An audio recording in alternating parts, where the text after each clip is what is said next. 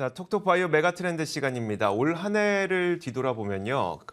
글로벌 제약사들이 상당히 시장 대비 선방하는 모습을 보였습니다. 일단 시장 특성 자체가 그랬고 특히 빅파마의 경우에는 이 시장을 좀 방어하는 성격이 많이 있기 때문에 그런 측면도 있을 텐데 과연 이런 현상이 내년에도 이어질 수 있을까요? 그렇다면 내년에는 어떤 종목에 좀 집중을 해봐야 될지, 어떤 섹터에 그리고 어떤 특성에 우리가 좀 집중을 해봐야 될지 이분들과 함께 이야기 나눠보도록 하겠습니다. 케미컬 에너지 투자자문 차홍선 대표와 강혜경 제약시장 고문 나오셨습니다. 어서 오세요. 예, 안녕하십니까? 네, 안녕하세요. 자, 먼저 강 고문님, 말씀드렸던 것처럼 올해는 바이오가 선방했어요. 그러다 보니까 이렇게 시장 급락할 때는 역시 바이오를 담아야 되는구나라는 마음을 저도 가졌었는데 네. 2023년은 어떻게 될 것 같으세요? 네, 2023년에는 우리가 투자를 이제 바이오 관련해서 이제 하신다, 이렇게 관심이 있으시다 그러면은 두 가지를 좀 주목하는 게 좋겠다, 네. 이렇게 저는 보는데요. 첫 번째는 신약을 그러니까 여기에 대한 성과가 있을 걸로 보여지는 기업, 여기에 투자하는 게 좋겠다, 이렇게 보여지고요. 그리고 두 번째는 미국이 생각하는 바이오 시장은 30조 달러, 약 4경 원 시장인데요. 여기는 신약을 포함하고 있습니다.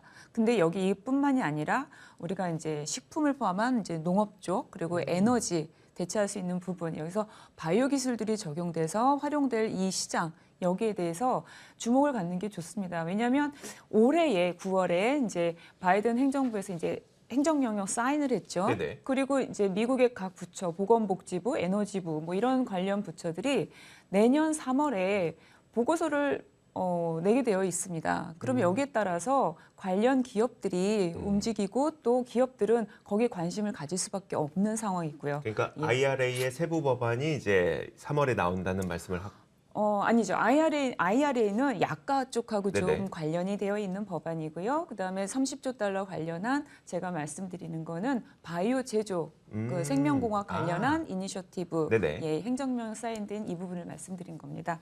그래서 이제 수익률을 좀 보게 되면은 뭐 나스닥 하고 해도는 상당히 더 많이 올라갔죠. 앞서 이제 앵커님 말씀하신 대로 방어적인 개념 많이 들어가 있는데 사실 그 부분도 있긴 하지만 2022년 올해는 좀 더 또 특별한 부분이 있습니다. 그래서 뭐냐면은 이런 거죠. 이 S&P 500하고 지금 비교를 해봤는데요. 올해 만약에 주가 수익률을 보게 되면 S&P 500은 약 한 18% 마이너스입니다. 그런데 지금 빅파마들 보게 되면은 대부분은 20% 이상 상승을 했습니다. 파이자 같은 경우 뭐 마이너스 8%, 9% 이렇게 하락했지만 더 크게 상승한 걸 보면은 예를 들면 머크는 거의 50% 이상을 상승을 했고요. 그리고 일라이 릴리 같은 경우는 약 35% 이상 상승을 했습니다. 그런데 이게 2023년도에 만약에 신약에 대한 좋은 펀더멘탈이 있고 임상 파이프라인에서 좋은 결과들이 난다 이러면은 여기서도 좋은 또 이제 우리가 기대할 수 있고 투자를 할 수 있는 여기 주목하는 게 좋겠다. 지금 이렇게 보고 있는 겁니다. 그래서 좀 하나씩 보게 되면 첫 번째 이제 신약에 대한 거라고 말씀을 드렸잖아요. 네네. 그러면 이제 신약은 내년 1월부터입니다. 알츠하이머 치매 치료제 그리고 항암제 그리고 앞서 이제 말씀드린 30조 달러 관련한 이 3월에 나올 미국의 이 보고서들 해서 연이어서 지금 1월부터 바이오는 계속 이슈가 있습니다. 그래서 긍정적으로 작용할 것들이 지금 많이 있기 때문에 이 부분에 이제 주목을 하고 그래서 관련 기업은 올해 수익률도 좋았지만 일라이 릴리, 이 알츠하이머 치매, 비만, 당뇨의 데이터가 내년에 이제 바로 나오죠. 그래서 이 부분 일라이 릴리 그리고 머크도 키트로 따를 이 매출액을 더 보완해서 나갈 이 폐동맥 고혈압 관련한 이런 제품들 이제 관련 성과들이 좀 발표될 걸로 보여집니다. 그래서 일라이 릴리와 머크 신약 관련해서 좀 주목하는 게 좋겠다 이렇게 보고요. 두 번째 이 30조 달러 관련해서도 이 행정명령 관련해서 제가 이제 신약, 헬스케어뿐만이 아니라 농식품 그리고 에너지 관련해서도 이걸 확장시켜서 보는 분기점입니다. 그래서 올해가 이제 분기점, 이제 내년 분기점으로 해서 관련 기업들 좀 보시는 게 굉장히 좋겠다. 지금 이렇게 봅니다. 예. 어떻게 달라지는 거예요, 그러면? 달라진다라고 하는 거는 유전체 분석에 대한 그 기술이 정점이 올라 있습니다. 이거는 올해 9월에 백악관에서도 그 말을 직접 했고요. 예를 들면 유전체가 우리가 이제 비용으로 보게 되면은 2000년대 초반이 얼마 정도 했을 것 같습니까? 비용이요? 네, 유전체 분석하는데. 시장 규모 말씀하시는 거 글쎄요, 뭐 조 단위 정도 우리가 됐을까요? 1990년도에 그 휴먼 게놈 프로젝트 네네. 해서 이제 분석하기 시작했잖아요. 근데 90년도부터 시작을 했는데 2000년도 초반이 약 1,300억 원입니다. 비용이. 그런데 이게 2000년도 오게 되면 약 130억 원 정도 되고요. 이게 지금 내려오게 되면 이제 미래에는 10만 원 이하까지 지금 보고 있습니다. 그래서 백악관이 얘기하는 게 정점이다. 이게 지금 정점에 와 있다라고 하는 이유이고요.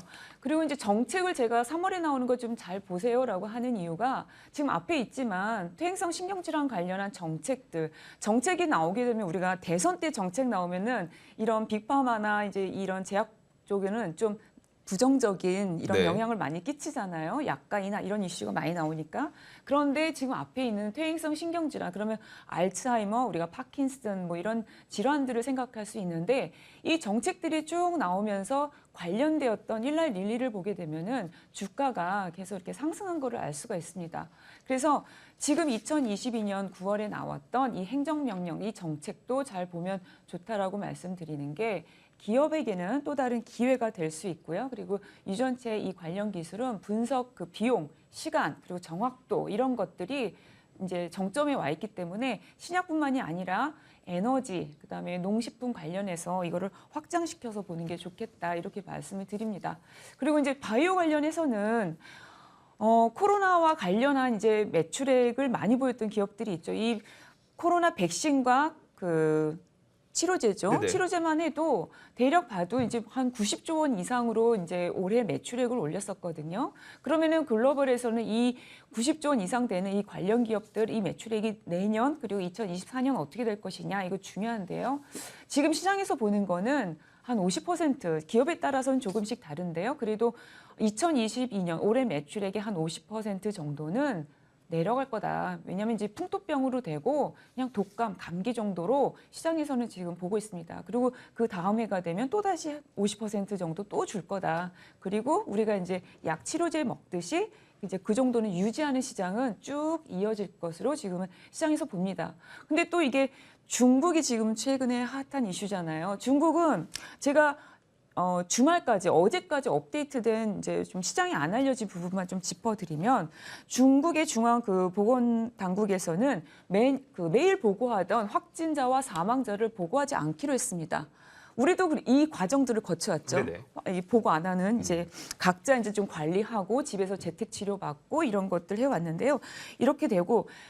코로나에 대한 사망자를 이렇게 추정할 때 왜 이렇게 숫자가 적냐라고 하시는 분들이 있으신데요. 중국이 아주 협소하게 사망자에 대한 정의를 내렸기 때문입니다.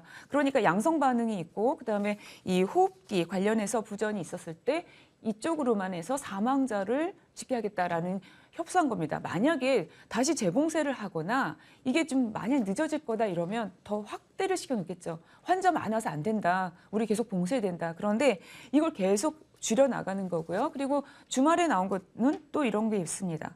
중국과 홍콩의 국경 1월 중순에 재개방했다 이런 얘기가 나왔습니다. 그래서 이런 부분들 확인하실 수가 있고요. 그리고 중국에서 이제 해열제 그리고 그 코로나 치료제는 생산량이 4배까지 지금 늘려서 생산하고 있습니다. 그래서 큰 대형 병원, 진료소에 더 공급할 수 있다. 지금 이렇게 나오고 있고요. 우리가 이제 상품명인데 타이레놀 좀 많이 드셨었죠. 코로나 이 치료 이제 하면서. 근데 이 J&J 같은 경우도 여기에서 지금 공급하기 위해서 생산량을 최대 많이 높이겠다. 이런 것들이 언론을 통해서 지금 보도가 되고 있습니다. 그래서 약 백신 뭐 이런 쪽으로 지금 준비가 됐다. 이렇게 좀 보시면 될 것 같습니다. 자, 그렇다면 앞서 말씀하셨던 이 30조 달러 규모의 이 바이오 시장, 바이오 제조 관련 법안 있잖아요. 이 부분에서 사실 글로벌 기업뿐만 아니라 혹시 우리나라 기업들도 좀 연관이 되어 있을까요? 네, 그래서 앞서 이제 유전칩에 대한 부분, 네네. 그 비용, 시간, 정확도 정말 중요하고요. 이건 이제 에너지 그리고 그 농업 관련한 이런 쪽으로 많이 이제 관심을 가지십시오라고 말씀을 드렸는데요. 국내 쪽으로 보게 되면 해외는 아마 이제 아시는 분이 있는데 ADM이 있죠. 미국에 상장된 ADM 농업 관련한 기업이고 여기서도 이제 단백질과 관련한 여러 가지 기술들 적용해서 이 ADM도 변화하지만 국내로 보게 되면 LG화학, 포스코홀딩스에서 농업과 관련한 부분이 있습니다. 그래서 이런 부분을 좀 주목해 보시는 게 좋겠다 이렇게 보는데요. 포스코케미칼 예전에 10년 전에 회사에서 이제 포스코홀딩스에서 비전을 얘기할 때 그 음극재, 그 리튬 이런 부분이 10년 전에 있었습니다. 그런데 지금 굉장히 핫하고 주가 이제 우리가 이제 투자를 했다라고 한다라면 1억 투자했으면 20억이 됐죠. 주가의 흐름으로 봤을 때. 그래서 지금은 이제 제가 정책 중요합니다. 그다음에 농업, 그다음에 에너지, 바이오 확장시켜서 생각해 보십시오라고 말씀드리는 이유가 이런 부분이 있습니다. 그래서 LG화학, 포스코홀딩스 관심 갖는 것도 좋겠다 이렇게 보고 있습니다. 네, 알겠습니다.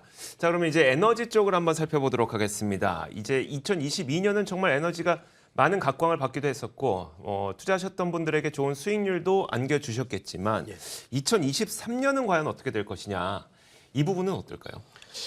2022년에 앵커님 보시면은 러시아가 이제 우크라이나 침공하면서 전쟁이 일어났지 네네. 않습니까? 전쟁을 일어나면서 어떤 일이 벌어졌냐면은 가장 먼저 충격을 받은 나라가 서유럽, 오히려 한국, 일본이 가장 먼저 충격을 받은 것 같아요. 왜냐하니까 이게 유가가 20불에 머물던 유가가 네네. 120불 때까지 수직으로 그러니까요. 상승했잖아요. 미국은 지금 현재 매장량이 전 세계 매장량이 한 6% 정도 돼가지고 그래도 생산량은 18%입니다. 그런데 이제 미국은 덜 충격을 받았지만은 그래서 충격을 받았다 이렇게 보시면 될 것 같고 그래서 2022년의 화두는 전쟁이었다.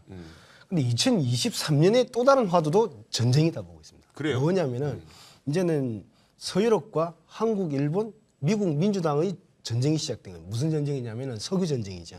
석유와 가스를 내리기 위한 전쟁이 시작됐는데 전쟁 무기는 전기차, 그다음에 배터리, 그다음 뭐 양극재, 그다음에 수소, 네네. 태양광 풍력, 그다음에 수소 발전 이런 것들이 될 것이다 이렇게 보고 있습니다. 그래서 지금 현재 보면은 테슬라가 130만 대 올해 생산합니다. 올해 생산하는데 2028년에 보면 560만 대 정도 생산하는데 시장 점유율은 한 13% 정도 됩니다. 네네. 테슬라. 그래서 뭐 이게 여기서 꼬박이 한 7배 정도를 곱하시면은 테슬라가 550만 대 생산하면 꼬박이 5를 하면은 뭐 거의 한 3천만 대 이상 정도가 전기차가 2028년에 네네. 생산될 것이라는 그런 걸 예상할 수 있는데 그래서 그러니까 신재생 에너지 기업에 의한 서유럽, 미국 민주당, 그다음 한국, 일본 주도에 의한 석유 가스에 대한 전쟁이 시작될 것이다. 그래 되면 어떤 일이 벌어지냐면은 석유 가스가 안정화될 것이라고 보고 있습니다. 왜냐하면 용호 상박이잖아요. 네네. 용이 컸으면은 이제는 호랑이가 커질 때라고 보기 때문에 본격화될 거라고 보고 있습니다. 그래서